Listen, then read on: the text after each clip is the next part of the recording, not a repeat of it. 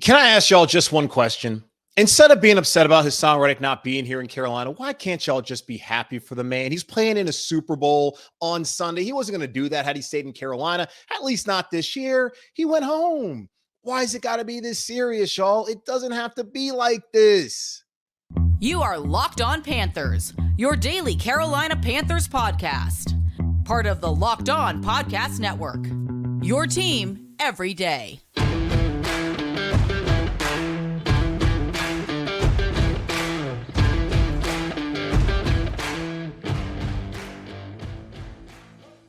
Welcome into another edition of the Locked On Panthers podcast, a part of the Locked On Podcast Network. I'm your host, as always, Julian Council, talking Carolina Panthers with y'all every Monday, Tuesday, Wednesday, Thursday, and Friday. Your team every day. That's our motto here on the Locked On Podcast Network. Make sure to watch our show and to subscribe to our show over on our Locked On Panthers YouTube channel. You can also check out the podcast wherever you're currently listening to the podcast right now. Just be sure to rate, review, and subscribe so you never miss a single edition of the Locked On Panthers podcast. And be sure to follow me, Julian Council, on Twitter at Julian Council. Very easy right there in front of you for all the people watching on YouTube. Because on Fridays, like this Friday, I will answer your weekly Friday mailbag questions right here on the show. And if you'd like to participate, either at me or DM me over there on Twitter to be a part of the weekly Friday mailbag on Locked On Panthers. This episode of Locked On Panthers is brought to you by Nissan. The only thing more exciting than the big game is the all-new, all-electric 2023 Nissan Ariya. There's only 4 days left until the Super Bowl. Are you ready? I hope you are. The Nissan Ariya, the EV for people who love to drive. Learn more at nissanusa.com. Well, I suppose it wouldn't be true fandom if we weren't upset about the smallest slight against our team or watching a former player who had success with your team go elsewhere and find even more success. And you sit here and wonder, why is he not still here? Well, that's what Carolina Panther fans apparently are doing right now, as Haason Reddick, as you know, is in Philadelphia with the Eagles preparing for Super Bowl 57 against the Kansas City Chiefs on Sunday. And Haason Reddick was here last year. We had 11 sacks leading the team, then left in free agency, goes back home to his Philadelphia Eagles team where he grew up in Camden, New Jersey, across the river from Philadelphia. He's had 16 sacks during the regular season and 3.5 during the playoffs. None more important than the strip sack he had on Brock Purdy in the NFC Championship game that effectively ended that game and possibly Brock Purdy's season for next year in San Francisco and sent the Philadelphia Eagles to Super Bowl 57. So Panther fans are apparently upset about everything that's going on with Reddick. And I typically would like to avoid these kind of topics, but it's Wednesday. The Panthers aren't in the Super Bowl. Anyone I would have on to talk about is Jero Rivero is in Arizona partying and having a grand old time and not really available to speak to me, which, hey, I don't blame him. Who wants to speak to me anyways? So the things I could do don't really have available to me. So I actually am fortunate and blessed to have y'all Panther fans upset about this current situation, even though I think maybe y'all are overreacting just a bit with Haason Reddick not being here in Carolina. Now, why is this relevant outside of the fact that Haason's going to play in the Super Bowl and you're wondering why he's not here? Well, he was actually asked about it on Super Bowl opening night on Monday, where someone asked him, hey, you were really good in Carolina last year. You played for Matt Rule back at Temple. You came over there, had success. Why are you here in Philadelphia sitting at this podium preparing for the biggest game of your life? Well, Haason Reddick said that he didn't want to test free agency, that Carolina just had other plans and other directions that they wanted to go to, which upset people because the man clearly was open to coming back here to Carolina, but the Panthers were not open to bringing him back, at least at the price point that he wanted here. Now, he signed a 3-year, $45 million deal with $30 million guaranteed over the first 2 years in Philadelphia. So guaranteed in 2022, and this upcoming season, 2023, that was guaranteed. They put 3 void years to lower his cap hit in 2022 and 23, where it will balloon up to $20 million in 2024. So that looks like a deal the Panthers possibly could have done. But if you go back to March of last year, Cameron Wolfe of the NFL Network actually reported that the Panthers and Reddick are too far apart from what they want. And I went back to my Twitter account to kind of look back on what I had tweeted about Reddick, because I recall him liking a tweet that I put out there saying that it's been very clear for weeks now that Haason Reddick was not coming back to Carolina, that he produced and he deserves everything that he gets out there in the open market. And he liked that tweet and he got what he wanted in $15 million per year. Now, $30 million definitely is going to get. I'd imagine he's probably going to get the other 15 if he does not go out there and get another deal from Philadelphia after what he's done this year. And of course, he's got to follow it up next year. But man, the dude is balled out. So I understand the fan frustration, especially when you look here in Carolina where Brian Burns was excellent this year with 12.5 sacks. But outside of Burns, Marquise Haynes just had 5 sacks, a career high. He's a rotational, situational kind of guy who you're never going to expect to go out there and get you double-digit sacks like Reddick and like Burns have been able to muster the last 2 seasons here in Carolina. Frankie Louvu, first time as a full-time starter, had 7 sacks. How's he going to fit in a new scheme of Vajero Avero coming here running a 3-4? We'll see. I don't look at Frankie as being kind of that edge rusher opposite of Brian Burns. And there was Carlos Dunlap who came into Carolina to talk to the Panthers. Never looked like they were not interested in Melvin Ingram. There's not much interest in Jadeveon Clowney. So they never truly addressed the edge rusher position going into the 2022 season. You knew it. I knew it. All of us knew that would be an issue for the Carolina Panthers. And it was until about the second half of the season, really that Falcons game where Marquise Haynes ended the game with 2 sacks on that final Falcons possession. And that was the first time we had seen him get a sack all season long. So I understand the frustration that you let a player that good out the door. But there was a reason why the Panthers weren't interested in paying Haason Reddick, I guess, $15 million over the course of 3 years, but really 2 years, $30 million, 15 per. A lot better of a deal than what they gave Sam Darnold, which, less money for Darnold. What would he give us here in Carolina the last 2 seasons that was worth the $22 million that he earned? Not much at all. But not to make this about Sam, it really was about the quarterback position overall. Because again, a year ago, think back to what the Carolina Panthers were trying to do when free agency hit. They were trying to trade for Deshaun Watson.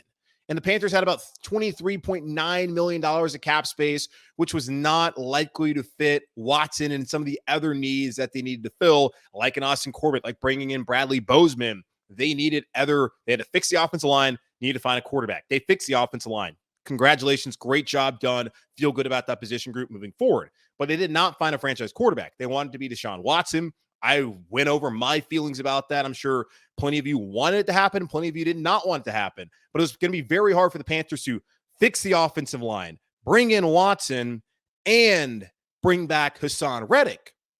So we like to do this whole revisionist history of why a guy is not here. And I'm not telling you not to be frustrated and upset about it, because the dude is a baller.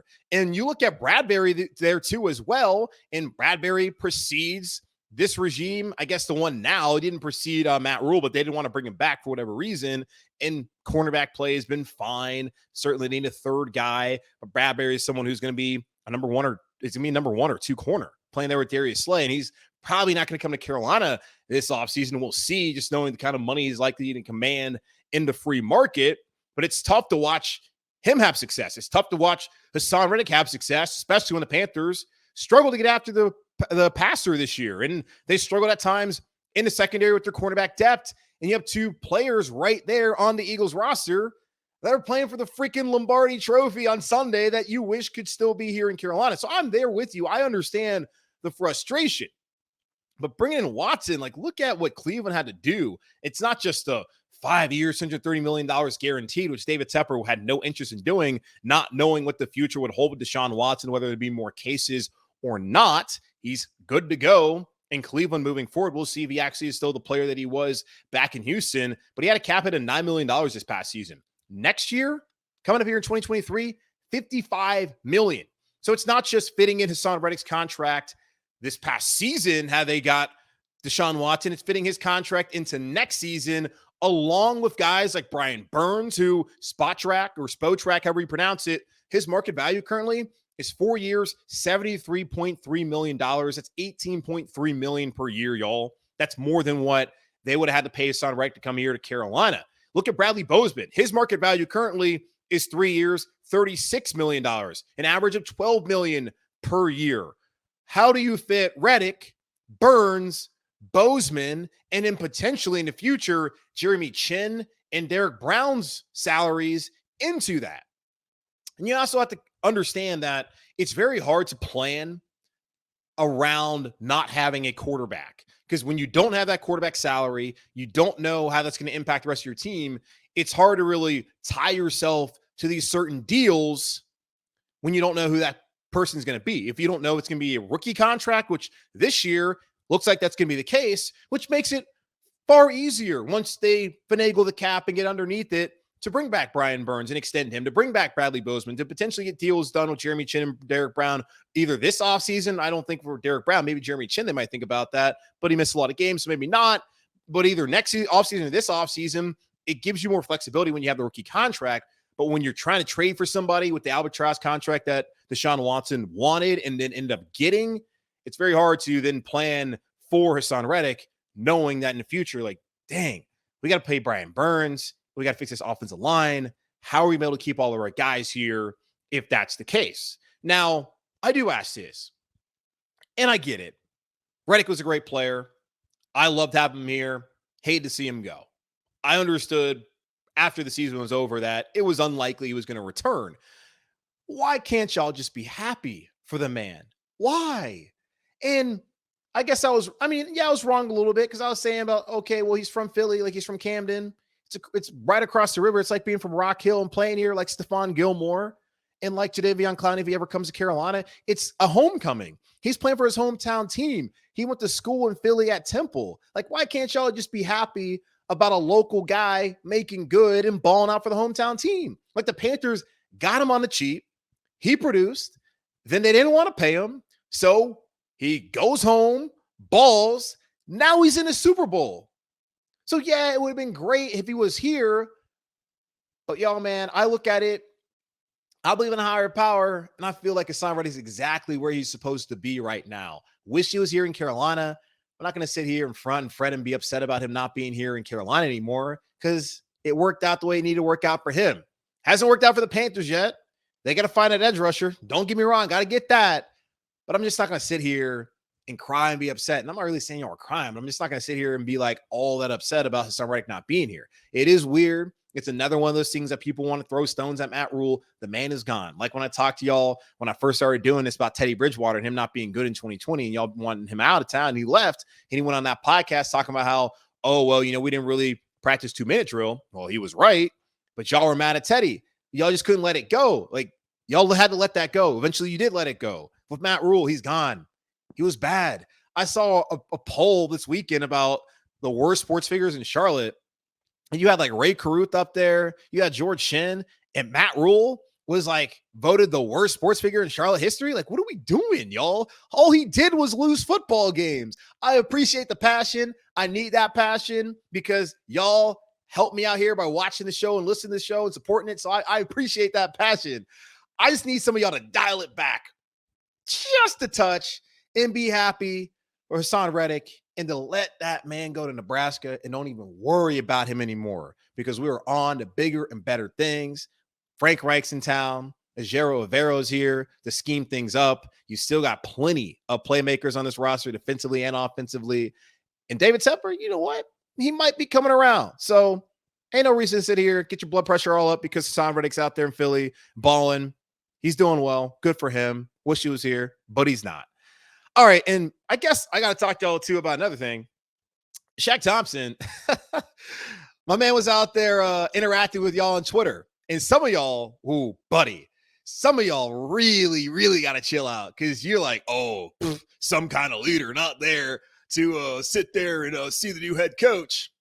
Y'all, calm down. It's the offseason. These guys have lives. They're not required to sit there. So we'll talk about that, and how likely is it that Shaq Thompson is back here in Carolina in 2023. All that coming up here in just a moment on Locked On Panthers.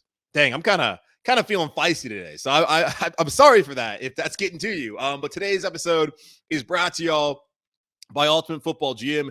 You've heard me talk about this mobile game app, and I can't tell you how much fun I had competing against my fellow Locked On NFL hosts. Unfortunately, I did not win. Chris Carter of Locked On Steelers, who, great guy, was our Locked On NFL champion. Well, now it's your turn to compete. but more on that later. You ever dream of becoming an NFL GM and managing your own football franchise? I'm sure you have. Well, your dream can come true, and this game is definitely for you. You'll manage every strategic aspect of your team, play through seasons, and lead your team to glory, trying to build a dynasty. With Ultimate Football GM, you're responsible for controlling the destiny of your football franchise, hiring the right coaches and coordinators, trading players, navigating your franchise through free agency and the draft, and all the ups and downs of a season. And y'all should be familiar with that, being Panther fans. All this in a challenging and realistic game world. Ultimate Football GM is completely free and playable offline. Play on the go as you want and when you want to. We at Locked On have created a Locked On League for you to compete against Locked On fans all over the world. Can you be the ultimate Locked On Football GM? Choose the Locked On League in the app to join and create your football dynasty. Locked On Panthers listeners get a 100% free boost to their franchise when using promo code Locked On. That's in all caps in the game store. That's Locked On in all caps, so make sure to check it out today. To download the game, just visit ultimate-gm.com or look it up in the app stores. That's ultimate-gm.com. Ultimate Football GM. Start your dynasty today. When the Carolina Panthers introduced Frank Reich, there was one vocal Steve Wilks supporter who was not there in attendance. Mr. Shaq Thompson, a two-time captain here for the Carolina Panthers, was not in attendance at Bank of America Stadium on that Thursday. Was it Tuesday? It was last Tuesday? That Tuesday afternoon when Frank Reich came home to Carolina. And actually, I found this out the other day. I went to Providence High School here locally in Charlotte, and when I was reading the press release about Frank being like, oh, I'm so happy to be back here with my wife, Linda, and my daughters. And I saw one of his daughters' names. I was like, why does that name sound familiar? So went to the old Facebook, quick aside, sorry. Went to the old Facebook and saw that, oh, I went to high school with her. I went to high school too, his daughter. So, hey, small world. Frank Reich, welcome home and all that. But back to the point I was trying to make. Shaq Thompson was not there in attendance, which led someone, and I'm sure a lot of y'all, for whatever reason, not a lot, but some of y'all, to be upset about Shaq, who sat there and was in Wilks' corner and wanted Wilks to be the head coach. And how can he not show up and support Frank Reich? Like, oh man, Shaq's all salty, some kind of leader he is. And this one dude had the nerve to actually, you know what? Maybe not even the nerve. I kind of respect it, because there's people who might just go out there and just tweet the person's name and not the handle. But this dude had some stones and tagged Shaq Thompson in a tweet saying how he wasn't a good leader and how he's being salty for not being there for Frank Reich. And Shaq wasn't having it. And honestly, I can't blame him, because the dude who tweeted at him, and this guy actually follows me on Twitter, might be a fan of the show. And if he does, thank you for your patronage, not really trying to hurt your feelings or really come after you. But I got to talk about something today, and you are the subject of that conversation. But his Twitter handle is Chubb in a Tub. If someone came after you with that Twitter handle, would you let that go? Someone with a foolish Twitter handle like that, someone hiding behind the keyboard with that Twitter handle, would you let that go? I think not. So Shaq Thompson went out there and quotes you, the man, saying, I was going to let this go, but I couldn't. I got kids and a woman I had to take care of, but you wouldn't know that. Trust me, I watched the live interview. Now, of course, the man decided to go crawl back in the hole, come back, respond to Shaq and tell him, oh man, I'm sorry, Shaq, yada, yada, yada. It's just like, bro. So you came with the man, said he's not a leader. He's being salty, saying like, oh, he's probably gonna get cut anyways. It's like, dude, say just like, hey, just double down. I appreciate apologies sometimes, but sometimes just like, you know what? You felt bold enough to say it anyways, and now the guy's coming after you and responding. Double down. Be like, yeah, I meant it. I said what I said. Why weren't you there, Shaq? I would have loved to see that. So again, if you're listening to the show, Chubb in a Tub, all due respect, I just think it's a funny situation that played out. Now, there's other people who felt just as bold, talking about Shaq being like, oh, well, we'll see if your mindset changed about being excited about Wilks and Navarro if you're not here anymore. And Shaq brought up a very good point, saying, nothing's going to change my mindset. It's a business at the end of the day. No hard feelings, whether I'm here or not. And he spelled weather wrong. I'm a root for this team, but my brothers, best believe I'm going to be here. We can work something out. Would you take a pay cut at your job? Which is the question. Would you take a pay cut at your job? And I already can hear it. Well, I don't make $1 million a year, so shut up. First off, shut up. I understand it. For some people, they're so freaking dense that they'll never be able to sympathize or empathize with the athlete. They would rather be on the side of the billionaire owners than the millionaire athletes because they're jealous that they never had the talent to be where they are, which is unfortunate. And you should go to therapy if that's the case, if you really get that upset about how much these guys make. And there can be a larger societal question of whether they should make that much and looking at teacher pay and all that. I'm sure there's people out there who want to have that discussion, but we're not going to do that here on the show. But would you take a pay cut at your job? Because I know I damn sure wouldn't. And I certainly can't afford to take a pay cut at my job. And I'm sure you probably feel the same way. But in principle, if you've gone out and produced at a high level at your job, would you be open to taking a pay cut, even if you love working there, love working in that city? Would that be something that you would want to do? I'm guessing the answer is no.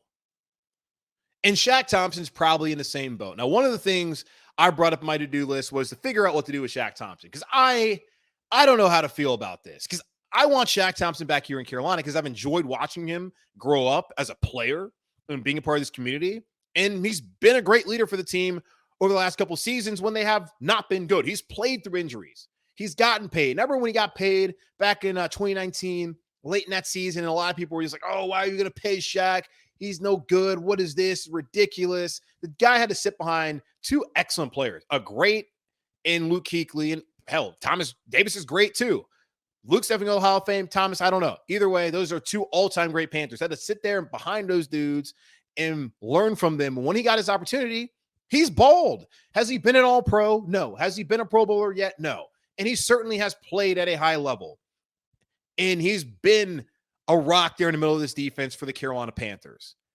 I would love to see Shaq Thompson back here in Carolina. I just know it's going to be difficult for that to be a reality, knowing that he's saying that. Would you take a pay cut at your job?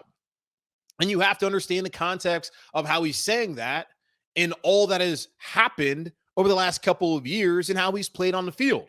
So if the Panthers were to cut Shaq Thompson, they would have to take on $11.3 million in dead cap in 2023. They already have Christian McCaffrey's dead cap they got to deal with, already have Robbie Anderson's dead cap they have to deal with, and likely going to have to deal with some other people's dead cap, depending on what they try to do in about a month when free agency starts up. Now, cap savings, they would save $13.1 million, which instantly would get them under the new salary cap in the NFL and start to get the ball going on bringing back a guy like Bradley Bozeman. Another way to clear up some cap space is to basically nix the fifth-year option on Brian Burns and just go ahead and sign him to an extension to where that can open up some cap space where he's right now it's $16 million cap hit heading into the season. And for Shaq to have $24 million as his cap hit is way too high, especially for an off-ball linebacker. Like DJ Moore, Taylor Moton, you'll live with that because those are positions that you desperately need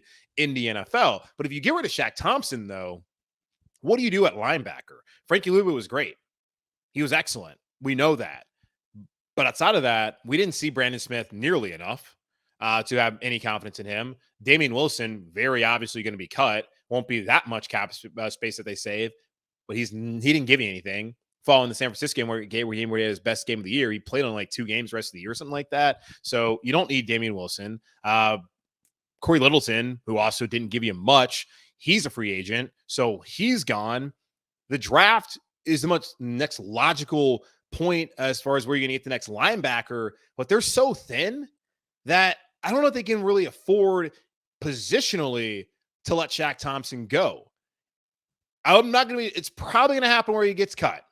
And then he's going to have to come back and figure out another deal. I would love for them to rework the deal, find a way if they don't to stop. I mean, it stinks because the last few years they're in a position where they're in now because they've had to restructure so that they could be able to do things in free agency to try and clear up space for Deshaun Watson, which didn't work out, or for quarterbacks and all that, and for the other moves like the offensive line. So they kick the can down the road and the rents come due, and it might come due at the expense of Shaq Thompson. So we'll see. Maybe they can do a contract, add some void years, get that deal down. I would love that for that to happen. But again, would you take a pay cut at your own job? And I'm guessing the answer is probably no. Speaking of a guy who Shaq Thompson wanted to have the job here in Carolina, Steve Wilks, he's got a new job out there on the West Coast and might be the best case scenario for him and maybe in Carolina down the road. We'll talk about that here in just a moment on Locked On Panthers. But before we do that, let me tell you all about our friends over at PrizePicks. I've been telling you all about them for months now. And before, if you pick 2 to 5 players, you could, and they score more or less in their price projection, you would win 10 times your money on any entry. No, now you can pick 2 to 6 players. And if they score more or less in their price projection, you can win up to 25 times your money on any entry. No competing against other people. It's just you versus the projections available. PrizePicks offers projections on any sport that you watch. This includes the NFL, the NBA, which is going crazy, man. Kyrie Irving, what are you doing? Major League Baseball, the NHL, PGA Tour, men's and women's college basketball, soccer, esports, NASCAR, tennis, cricket, and so much more. Entries can be made in 60 seconds or less. It's that easy. Safe and fast withdrawals, currently operational in over 30 states and in Canada. Download the PrizePicks app or go to PrizePicks.com to sign up and play daily fantasy sports. First-time users can receive a 100% instant deposit match up to $100 with promo code Locked On.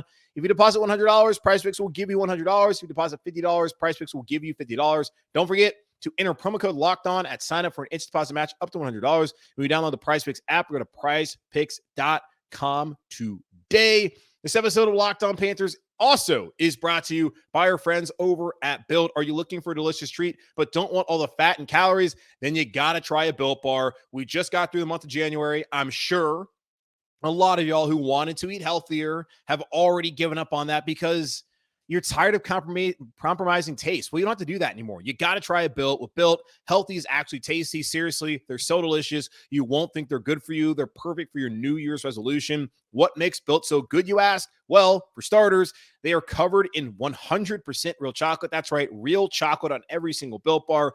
And they come in unbelievable flavors like churro, peanut butter brownie, and coconut almond. I'm not sure how Built does it, but these bars taste like a candy bar while maintaining amazing macros. And what's even better is that they are healthy. Only 130 calories, 4 grams of sugar, and a whopping 17 grams of protein. And now you don't need to wait around for a box anymore. For years, we've been telling you here at Locked On about how you had to order Built Bars at Built.com. You can still do that. If you don't want to leave your house, you can still do it. But now you can get your Built Bars at your local Walmart or Sam's Club. That's right. Head to your nearest Walmart, walk to the pharmacy section and grab yourself a box of Built Bars. You can pick up a 4-bar box of cookies and cream, double chocolate, or coconut puffs. And if you're close to a Sam's Club and obviously a member, run in and grab a 13-bar box of their hit flavor brownie batter and churro. You can thank me later. Plenty of Panther fans were upset last week when Steve Wilks was not named the head coach here in Carolina. I'm sure plenty of players like Shaq Thompson we just talked to about probably were also aggrieved about Steve Wilks not being the head man here in Carolina. 6-6 over the last 12 weeks as the interim head coach, was able to establish a culture here, was able to kind of bring back that mentality of keep pounding and protect the bank and all of that feeling that we got back when Ron Rivera was here. But I can see why it might be good to make a change. I remember I said this back when David Tepper kind of first took over and when he took the time to rework the business side of the organization before hiring Matt Rule, and how the Panthers are kind of going through sort of a rebrand. He was talking about all the things that he wanted to do here in Carolina, and certainly most of those have been empty promises up until this point in time, but I've seen the progression, the steps he's making to rectify the first 5 years of just losing that we've had here, and I think Frank Reich can do a great job, and we've already seen with the hiring of Jairo Rivera, like I talked about yesterday, is signaling that, hey, maybe Tepper's starting to finally get this, and maybe the Panthers are starting to become a serious organization, which they have not been under David Tepper the last 3 years. Don't want to really count too much of the Rivera era, but the last 3 years with his handpicked head coach Matt Rule didn't work. But now we're starting to see some signs that can work out. So I talk about it being a rebrand. So maybe the best thing is for the Panthers to not necessarily try and conjure up, the days of Rivera in the past. And yeah, I know Reich was here before, but barely. And you don't think about Frank Reich fondly when he was here in Carolina. I don't think. Maybe someone out there had an interaction with him back in 95 and loves the guy to death. So maybe you do. But as a whole, I don't think a lot of people currently have that, great feelings of Frank Reich back in the day. Now, we might feel that way in 10, 15 years from now, depending on how things go here in Carolina under Reich. But it's not a bad thing to go out there and find something different. It certainly does not reflect well on the NFL that Wilks, a black man coming from this defensive side of the ball, can have that kind of success after the previous coach completely flopped and then not get the opportunity here in Carolina. And I still believe that Steve Wilks earned the job here in Carolina. And I still believe that Steve Wilks has earned an opportunity elsewhere as a head coach in the NFL. But what happened now might actually be the best thing for both Wilks and the Panthers.